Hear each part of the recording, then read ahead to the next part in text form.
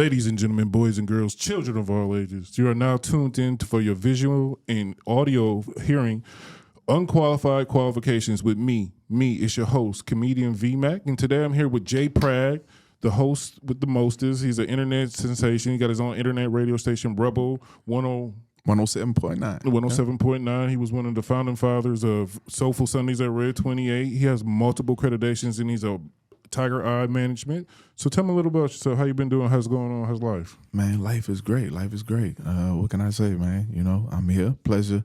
Thank you for inviting me, first and foremost. No, thank you for coming. My pleasure, like I said. So, yeah, everything's good, man. Just working, grinding. I appreciate you shouting out some of my accolades and Just things. Some of a few. You have multiple. This man's been all around here. So are you originally from Charlotte? No, actually, originally from Charleston, South Carolina. Oh, okay. Geechee boy. Oh. That's what they call us. You down here in the little island area? Or? Yeah. I mean, we got multiple islands, of course, in my homeland, if you will. So, yeah, about 7 islands out there in Charleston. So, yeah. Okay, yeah. So what brought you to Old Kakalaki? Charlotte, part of the Kakalaki. I would say business and education. School brought me to the Rock Hill, South Carolina area. So that border, while I was in school, I was always, jumping back and forth across the border over here to Charlotte.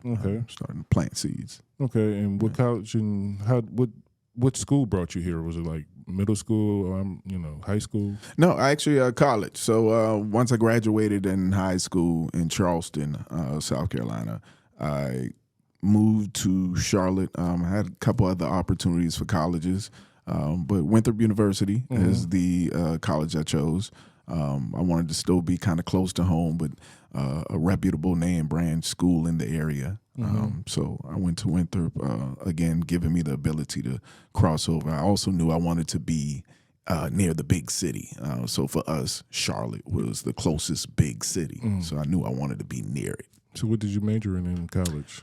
So I majored in art, and I minored in mass communication. So I started off in graphic design, illustration, and then, like I said, minoring in mass comm. I studied broadcasting, radio broadcasting, and television broadcasting. So what made you go to broadcasting and to the arts? So art has always been a part of me. I've been drawing since I was 4 or 5 years old. Like I've won multiple art competitions back in middle school to high school, church leagues. I used to travel for my art, actually, back when I was younger. That's what I was known for. You was a traveling artiste. I was a traveling artiste. Drawing, building, painting, creating. So I was always a creator. You could have been an architect. So that's funny. I went to high school. We actually had tech courses. I went to high school for drafting, which is essentially, architecture. But I found out that wasn't for me. That part of it wasn't as much art and fun as it was structure. Angles and numbers. Yeah, that was percentages. Oh, yeah. I got out of that quick, right after high school. So what made you go to the mass communications? Why mass communication? So that's a funny story, actually. I kind of fell into radio and fell into communication. I said I picked up a minor in mass comm, but I picked up that minor my sophomore year. What I found is going through the art department at Winthrop University, it was very, very strenuous, especially for, I'll just say, our kind. For the culture. For the culture. It was a little bit much for the culture. It was a bit much. What I found is, when you think of art, you think of your creativity, and you think, the eye of the beholder, right? Like who's viewing the art, what they enjoy, appreciate it. But what you don't realize is when you go to school for art, there are people literally judging, critiquing, grading you based off of your creativity, your ideas, your visions, right? Like you're being judged off of this. Now, what I learned is our culture was getting judged and graded a little differently than other cultures. Yeah, I feel so that became an issue for me. So I went to change my major to what was called general studio rather than focusing on specific department. I was focused within the whole department of the art department. But with taking this new major, I had to pick up a minor. So I tried like 4 other things just because at this point I just like, look, I want to graduate on time. I ain't even thinking about nothing else. Just want to get the degree. I want to graduate on time. And showing family, look, I did it. Yeah, you know what I'm saying? So I'm just trying to graduate on time. I'm trying to pick something that allowed me to graduate on time. Yeah. Only thing that fit, radio broadcasting. Can't even make this story up. So I kind of fell into it and then loved it. You know what I'm saying? Now, I always knew as a child I wanted to be around entertainment, whether it was music, art, dancing. I don't know. You was a background dancer? No. I just knew I wanted to be around this stuff somehow, some way. I didn't know how. But yeah, so for me, that was a way in. It was a door, that opened up for me. So did you do radio at the college? I did, actually. Did it for the last 2 years I was in college. 1 radio show a year, 2 years in a row. I built my own radio team since college. This is why I already knew I could do it. I had a co-host. I had an intern who would come run my show when we couldn't make it to the show. Shout out to my man, Young Promacito. He was my co-host back in college. And we had a female co-host as well, Chocolate. And I had put together a street team, a promotional team. And then we landed sponsorship my first couple months as a radio show. Went out and found us some T-shirt sponsors who would press up all our T-shirts and stuff. So how was life as a radio broadcaster on college campus? Really non-existent. I was creating the culture. Me and a couple of people that enjoyed it, started to love it, were creating that culture on the campus. So you was you living like the Dear White People? Like, did you ever see that show? So explain to me now. So Dear White People, it was a person of our color at an all-white school. Okay. And they were talking for us to them. I wouldn't say that. No, I was talking for us. You know what I'm saying? Like, they was telling our stories and making for them to understand it wasn't really us. for them. I know, but for them to understand it. I mean, if they were listening, cool, but I didn't. I was talking to us. My demographic at that time was what was the percentage us. of us at your campus? During that time I was in school, I think us might have made about maybe 15% of the campus. Yeah. 20 max, maybe. Yeah. During my time in tenure. Yeah, during your tenure. Yeah, I feel you. So you branched off from that. So you was doing the radio school and all that. So what was next? Like, how did you build from that to go to the next step? So I guess, just going through the ups and downs of, going through college. I was, an officer for my fraternity at the time. I was working a full-time job. Kappa Alpha Psi Fraternity Incorporated is only one. You know what I'm saying? Yo. Right, yeah. I'm not a part of but any one. of that. I didn't know there was more. Well, the divine one.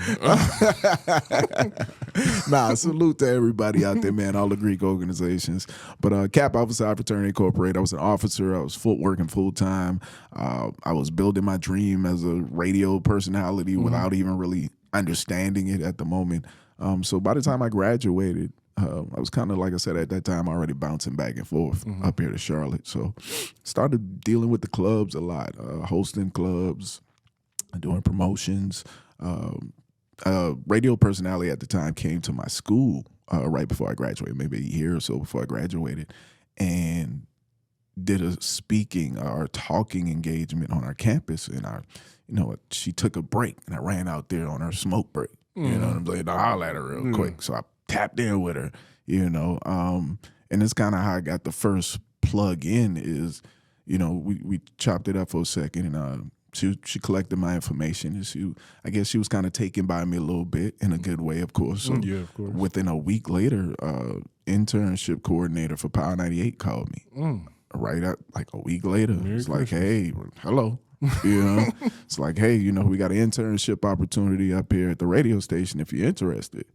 We got great word and feedback about you, so we would like to give you, offer you this opportunity. Jump right on it. So like that last year, I guess that would have been actually my junior year, now I'm thinking about it. So my junior year and senior year, I was interning. for the #1 urban radio station in Charlotte, North Carolina. Dope. So what is intern life for a popular radio station like? Grunt work. I mean, you know, you trying to get in, so you know, you know, a lot of the bottom tier work and stuff. You know, stuff that going getting coffee, man, food. whatever. You know, You was on the street team too. I was on the street team. Promotions.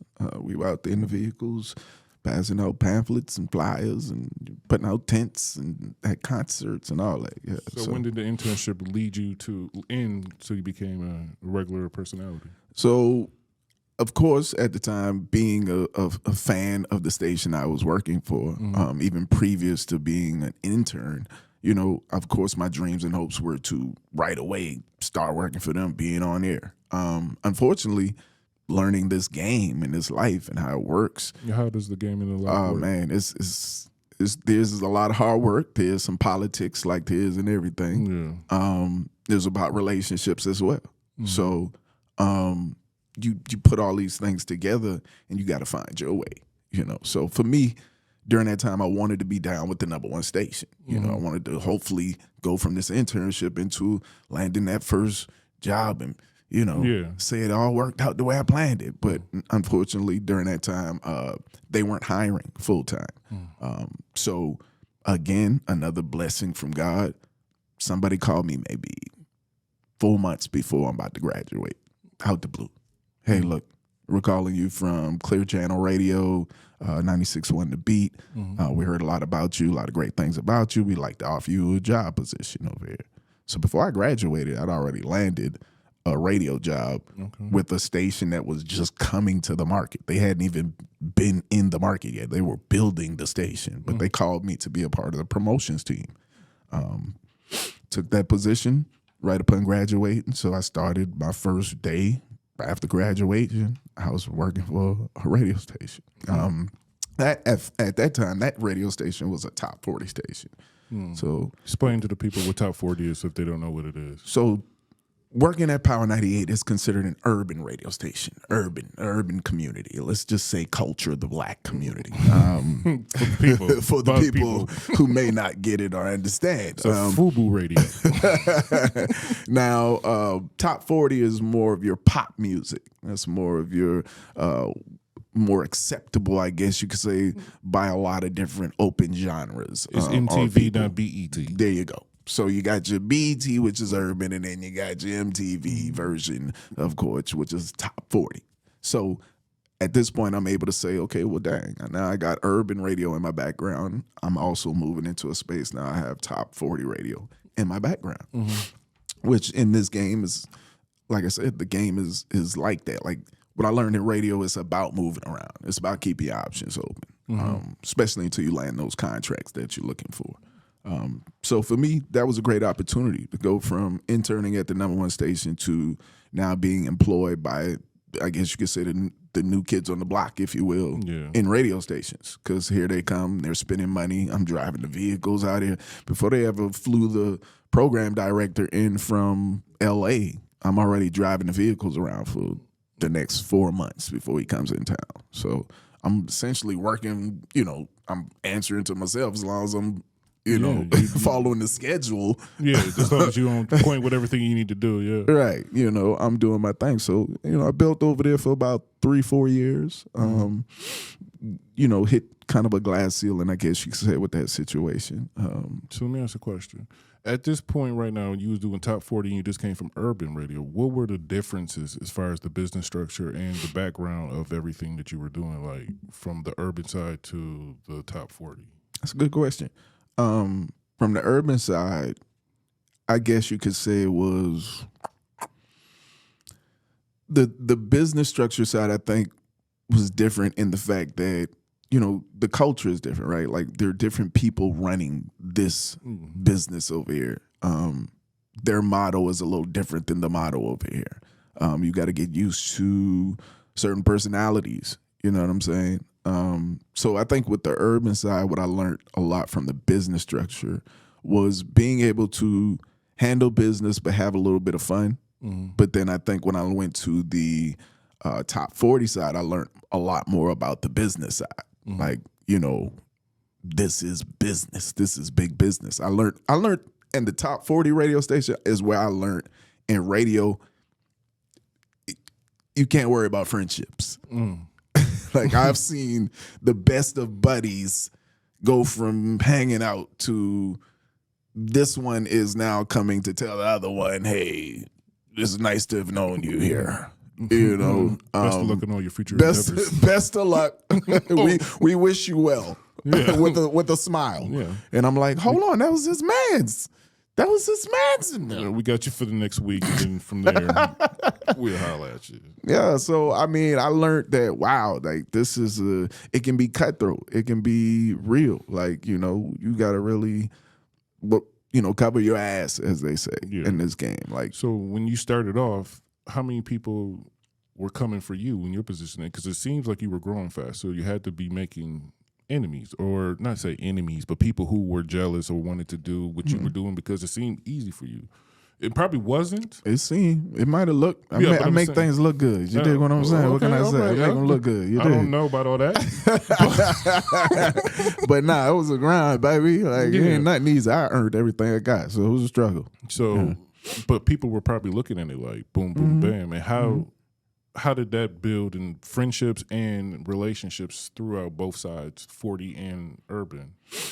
I think on the top 40 side, I don't think it was as consistent with worrying about friendships or relationships. It was, I learned, like I said, over there, this can be cutthroat, this business.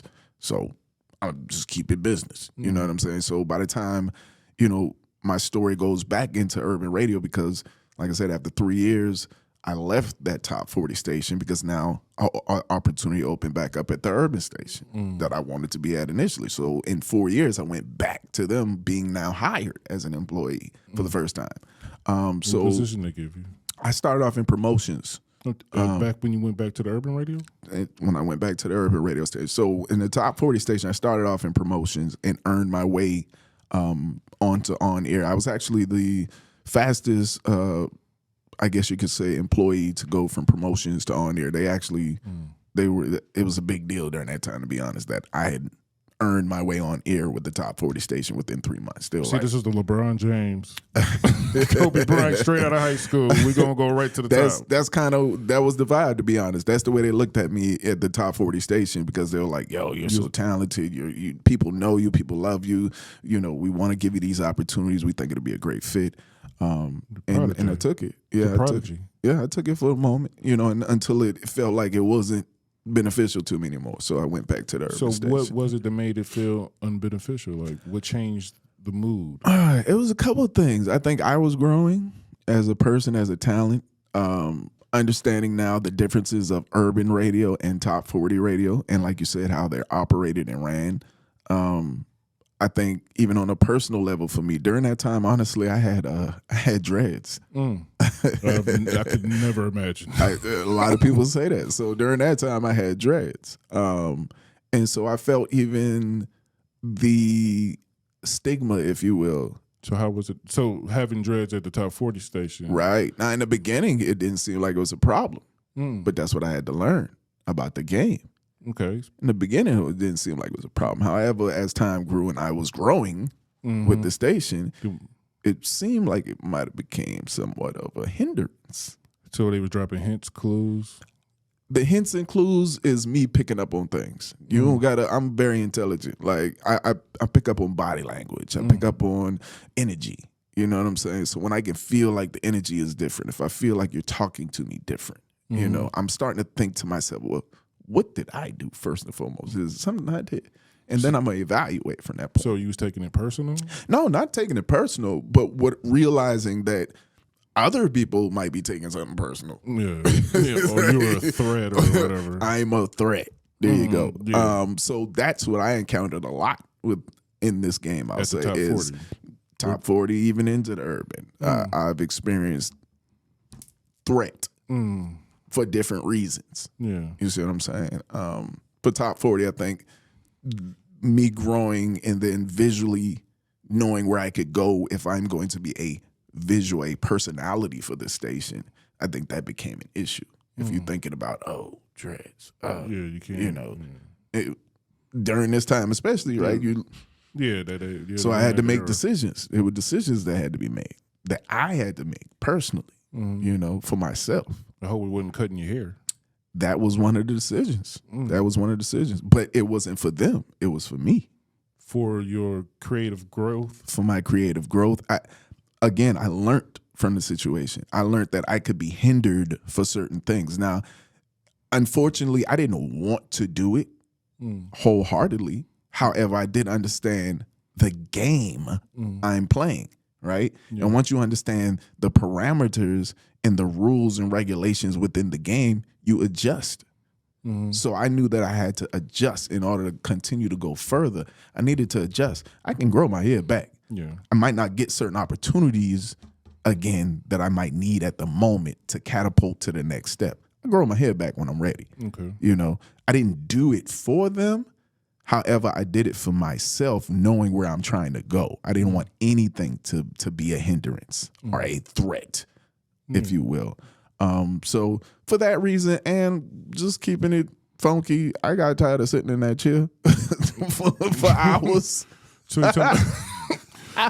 this is when you was the promo or you was a lot on air? I was both. I was promotions and then went to on air. And as I could see that they wanted me to do more and be groomed for more, I felt like certain things could be hindrances. So explain the on air personalities, job description, duties, and how do you format a show? So on-air personality actually is the person that delivers the information to you, delivers the music to you, content, usually a character of sorts. You know, they usually have some type of energy or personality about them. You know, whatever that thing is, they got something. A gimmick. A gimmick, if you will, that helps to draw in people. What was yours? Me. I mean, if you actually look up what my name means, I'm the gimmick. J Prag.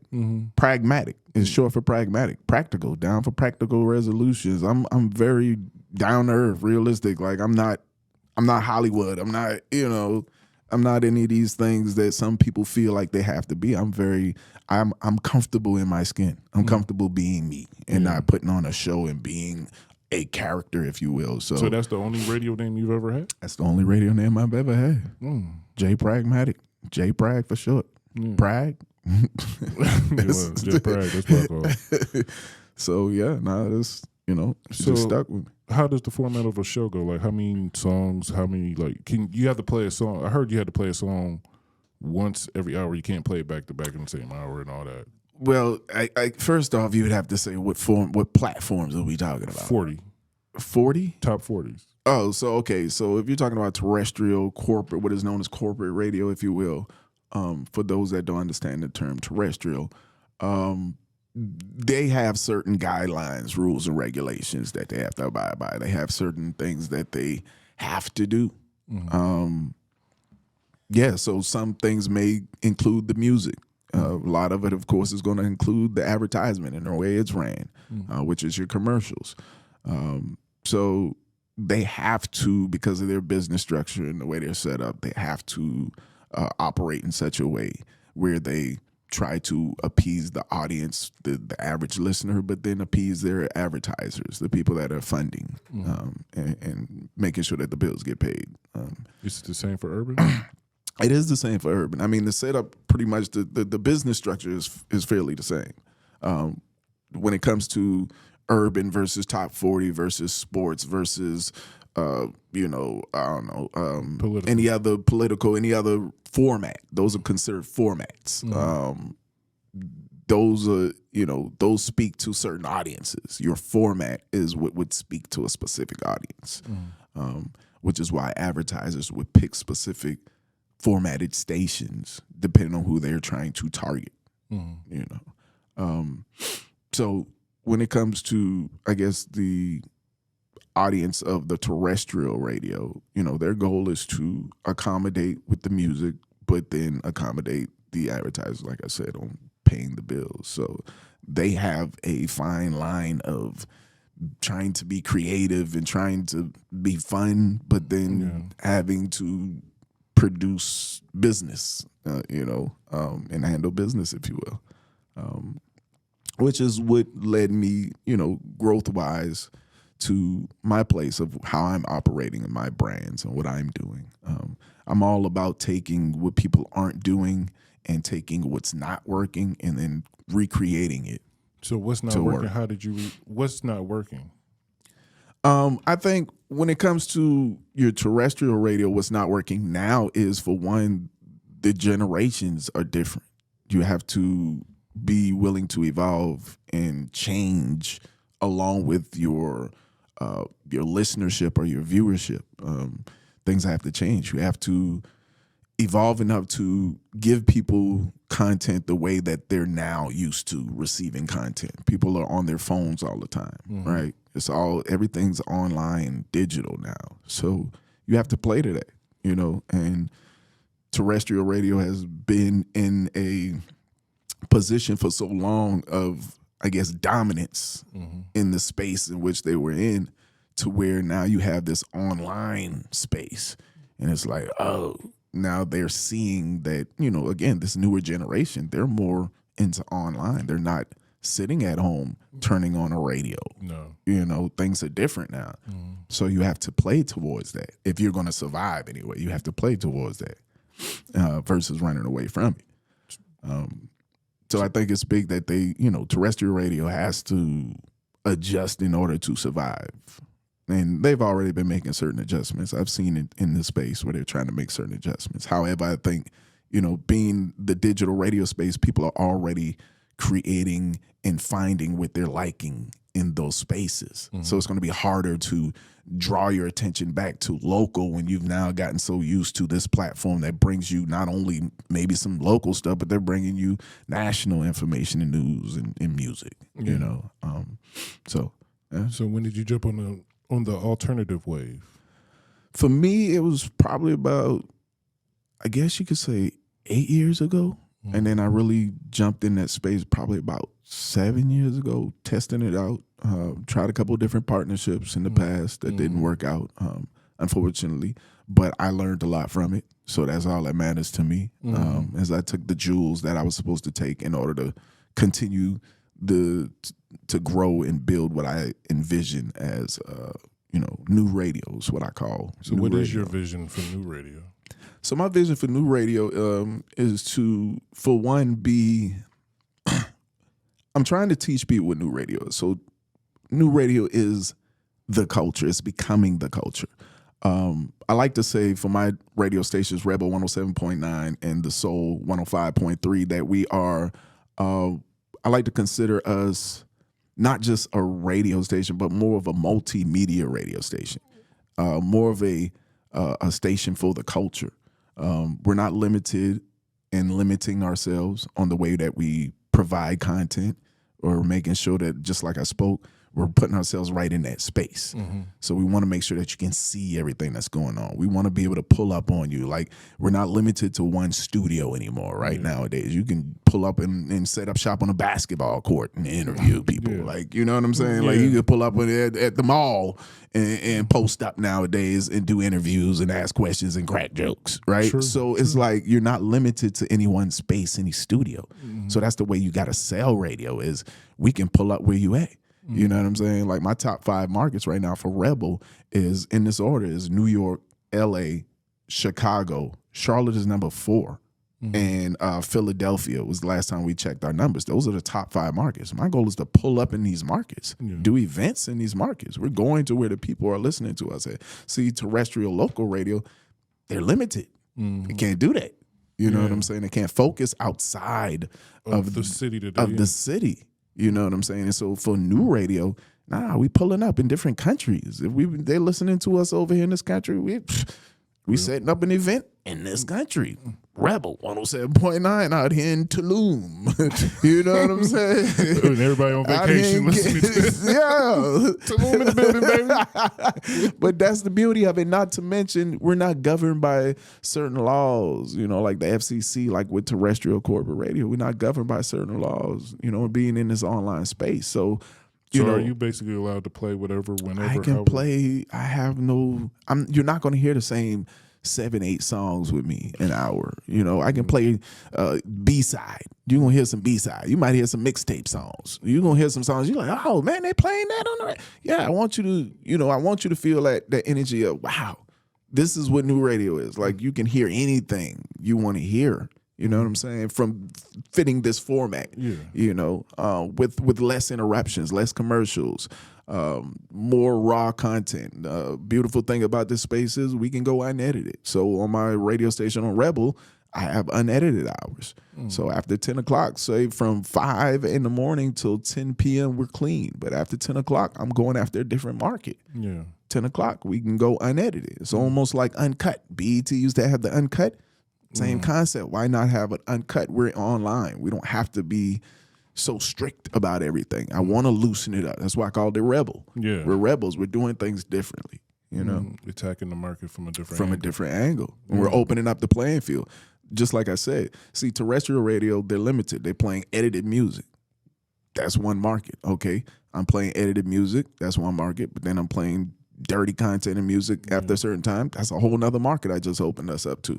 Plus, from what is it? I think we're doing from 2 to 5. We're doing more of like a TikTok kind of dance vibe. So that's a third market I'm attacking for one platform. I'm able to hit 3 markets. You know what I'm saying? Of listenership. And then what content do you have on your website?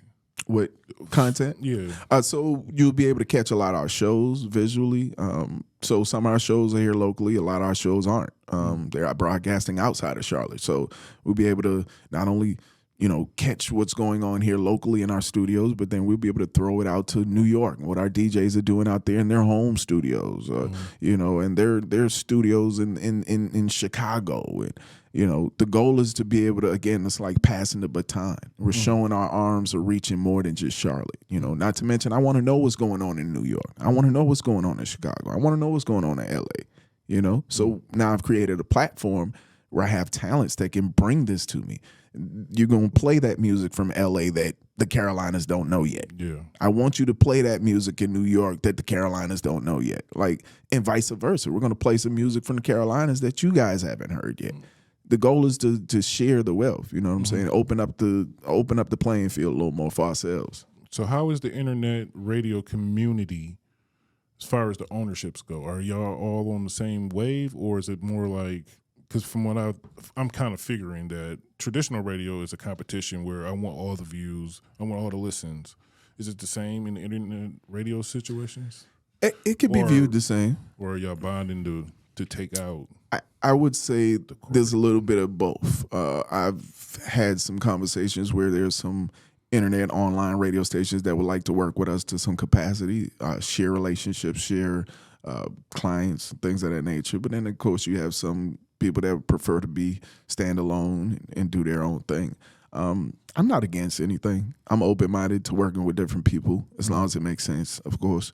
But, of course, my brand is always going to be the first of my attention. That's going to be my thing that I'm focused on is how is it going to benefit or help what I'm doing with my station. And then making sure that you're on the same level as my station, because here's the kicker. You just mentioned a lot of online radio stations. Well, see, I'm not an online radio station. I am a multimedia radio station. Okay. Like I said, I'm for the culture. We're licensed. We're insured. I had to get insurance. I'm iHeartRadio. I'm certified. See, there's a lot of these other guys, they don't have these accolades and these backing. So you're basically pirates. Pretty much. Without being, So if you don't pay licensing to artistry, to the people that are creating this music, if you're just playing their music and you're not giving back to them, you're essentially stealing. I never knew that you had to do all that. I thought like for the internet, internet or it's their music. It's still content. Would you want somebody playing your comedy at their own disposal? They're making money and having fun with it and getting hell no. views off of it, but you're not benefiting at all? No. Okay, so I am a licensed and insured radio station. So what's insurance for a radio station? So insurance is just in case, man. Just like anything else, something is said or done in such a manner, you want to be able to protect yourself. So how did you get on with iHeart? So with iHeart, they kind of watched us during our beta test mode. We beta tested our radio station for about a year, and growing the station, the listenership, gaining a lot of notoriety just off of being independent. Somebody like myself having the years of radio and entertainment in my background, they just watched us for a moment. And because if you know anything about iHeartRadio or any major brand, they're not just going to pick up anybody. So they kind of vetted us for a little while, gave us the opportunity. I want to say it was this year, 2024, we signed our contract with iHeartRadio. So gave us our major deals situation. I appreciate that. Top of this year, 2024. And it means a lot to us because I know that not everybody can get that. So I want to be clear that there are online radio stations, and then there is a station such as the brands I have, which are multimedia radio stations, which come with paying the proper people to make sure that we are official. You know, we're not just out here saying, oh, we're an online station playing all this music and content, but can get shut down or sued at any given time. No, that's not us. We're actually, and we're tracking our music. So we are considered, I am a Pandora. I am a, you know, for those locals in Charlotte, I am a Power 98. I am a big dog independently. I can do everything they can do independently. Are they noticing you, like, the big radio stations here? Definitely, not only just here but abroad. They see what I'm doing. A lot of these guys know my background. You know, they know I'm a self-starter. They know I ain't even going to invest or move on something unless I believe in it. So, you know, I've gotten a lot of good support, though. To be honest, like it's not even been a bad thing. It's a lot of great support, to be honest, from a lot of people I've worked with, a lot of counterparts. Okay, so how does it feel? Well, first of all, for me, because of you, I built up a comedy career, right? I've learned how to perform at your venues. It was Soulful Sundays at Red 28. My first year in the game, I was up and down, sucky sometimes I wasn't. But it was your venue that got us going. So how does it feel to be a gatekeeper, to build brands, to help other people move forward with their careers from poetry, music, everything? I take pride in it now. In the beginning, I didn't really understand it, but I think now more than ever, I've accepted my responsibility. I'm a spiritual person, you know. I believe in a higher being. So for me, I believe I was put in a position to help. There's a reason I've had to endure and go through a lot of things and pitfalls that I've went through. I think is to be able to help other people, hopefully not have to go through that. People that I see value in. So for me, it's big to be able to have created a lot of platforms, a lot of different stages for people to give them their opportunities. I cherish that, man, and I take that, you know, I take that all the way to the top with me because I believe in helping people. I wish somebody was around to have helped me a lot of times along my journey. So I feel like, you know, I look at other gatekeepers who prefer to keep the gate closed and, you know, to each his own. But for me, I'm not going to be hurt by allowing somebody else to get in. Like I'm a believer in a higher being, and I've been placed in position. You know, I'm of him, and he's blessed me thus far. So I believe I'm here to help and bless others and give others jewels, you know, again, so they hopefully don't have to see some of the things I've had to experience and see. I feel you. So yeah, I love it, to be honest. So how long did it take you to find your radio voice? I guess that's the first year of radio, man. I had to figure it out.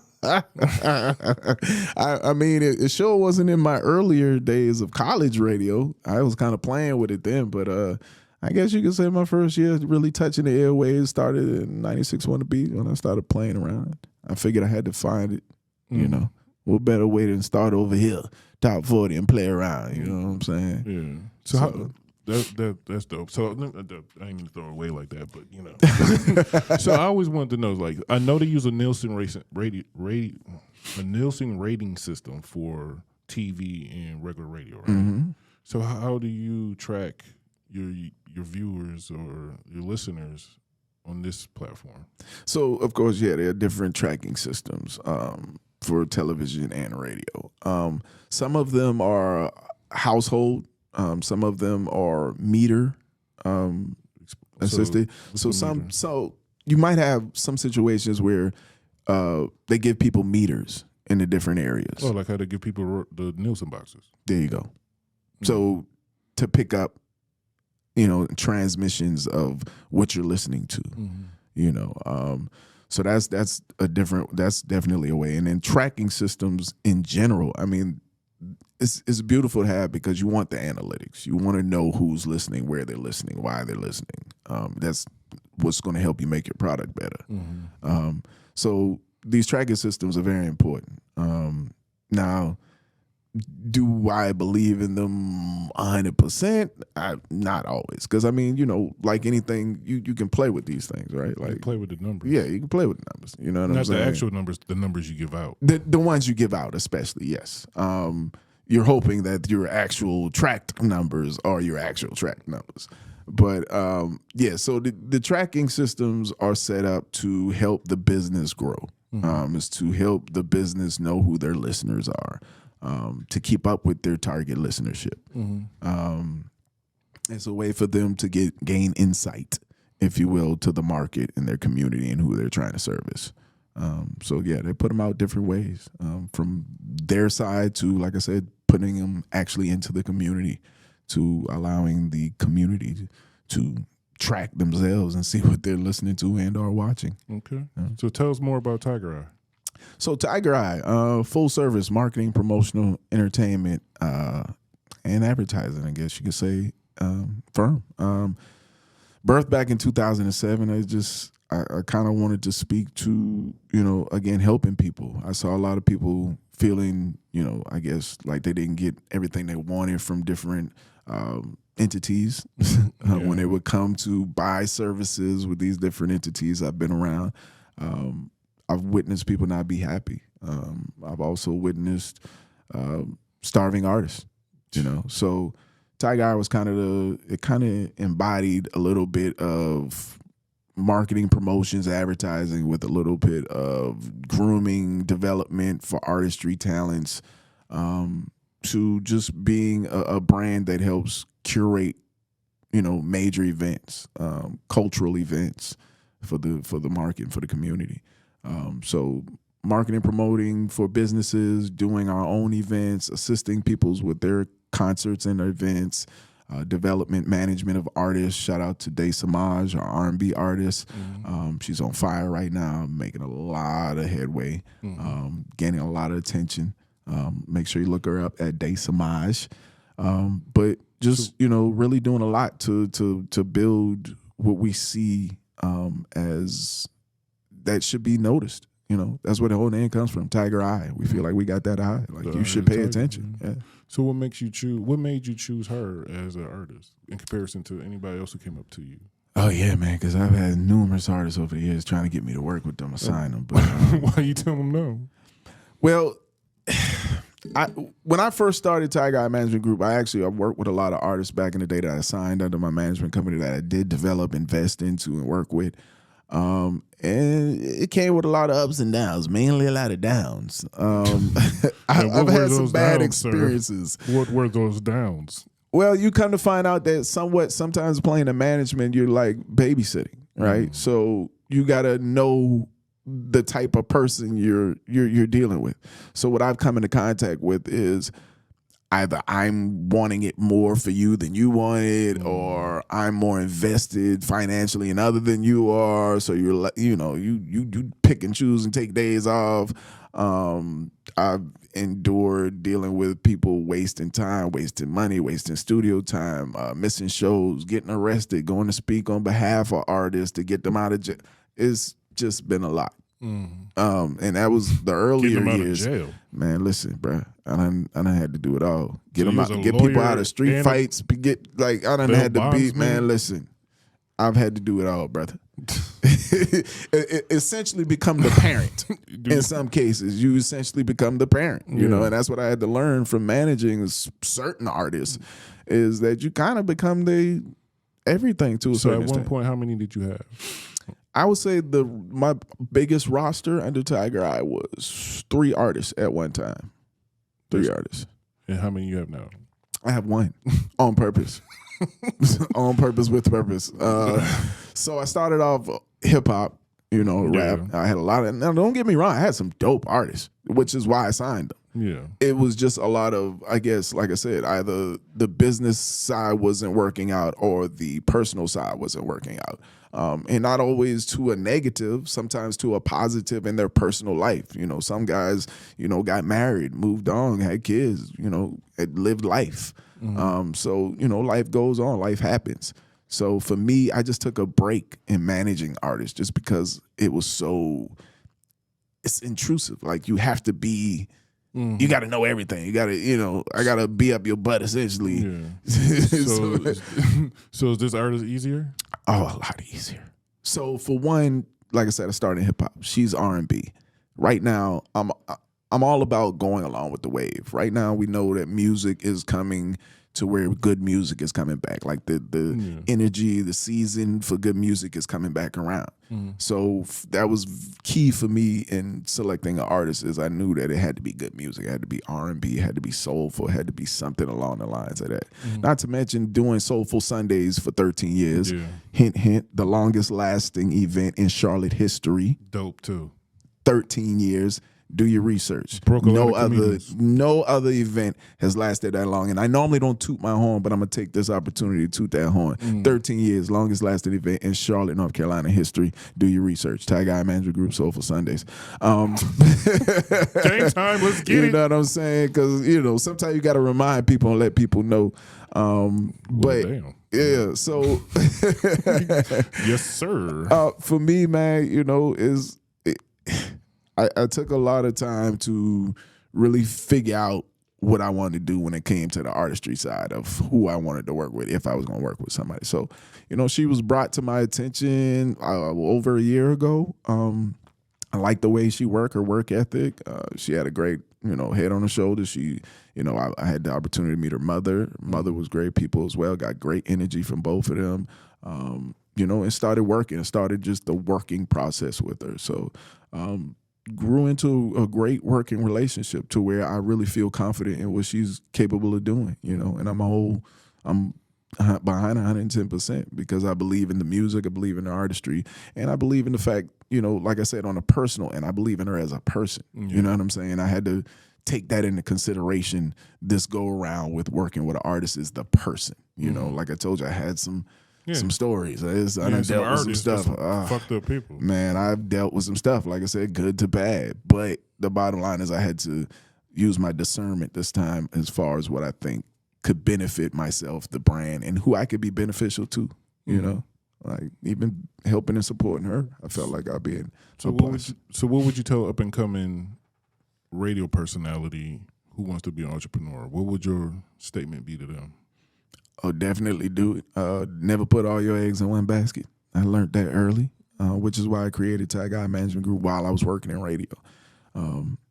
It's because I figured I'm not going to tell myself no, for one, right? Like if I believe in it, it's my creativity, it's my idea. I want to invest in it. I want to do it. I'm going to just do it. I don't want to have somebody tell me, no, wait, let's see, let's figure it out. I've dealt with that, which is the reason I created this company. So I would say go for it, man. Don't let nobody stop you. I don't care what your background is. If you have an idea to do something that's, you know, away from your norm or what you're doing, your 9 to 5 or whatever, I always say, believe in your dreams, believe in yourself, man. You got to. Like, if you don't take a chance on you, who's gonna take a chance on you? Right. You know what I'm saying? Like believe in yourself. Yeah, you have to invest in yourself, you know. All right, so we about to get up out of here, and this is a question that I always ask people who come here. The name of the show is Unqualified Qualifications, right? So when was it a point in your career, point blank, from radio, entrepreneurship, anything, that you believed in yourself and the rest of the world didn't? I would say from the gate, from college radio. Shoot, you can go back further than that. Middle school, man. They've been hating on your dog. No, still are. They still are. You know what I'm saying? Nah, real talk though. Like, I've always dealt with some form of hate or somebody feeling threatened by me, even when I have no interest in whatever you thinking that I have interest in. I've never worried about myself being a threat because I know who I am. I know, you know, I know what I'm about.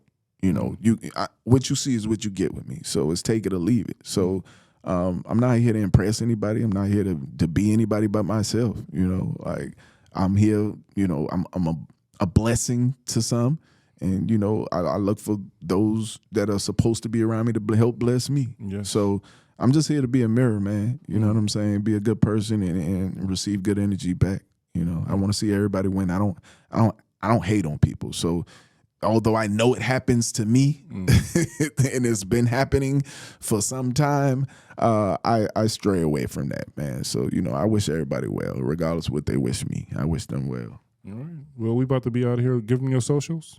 Make sure you follow the kid at J Pragmatic 1. That's at J Pragmatic, the number 1. Make sure you check out the website, tieguymanagement.com. Check out Day Samaj, my dope R&B artist, all right, at Day Samaj. You can check her out, or you can go to the website and get more information on her as well. All right, give her information about the radio station. Please, at Rebel_107.9. That's the Instagram. At The Soul 105.3. Make sure you follow those Instagrams. And then, of course, the websites, rebel107.9.com. rebel107.com and The Soul 105.3.com. All right, everybody, you heard that. Make sure you get those notes out and write that down. You can always press rewind. Thank y'all for coming out and listening and watching Unqualified Qualifications. Peace. Be great, y'all. It's Bash on the beat. Line up, line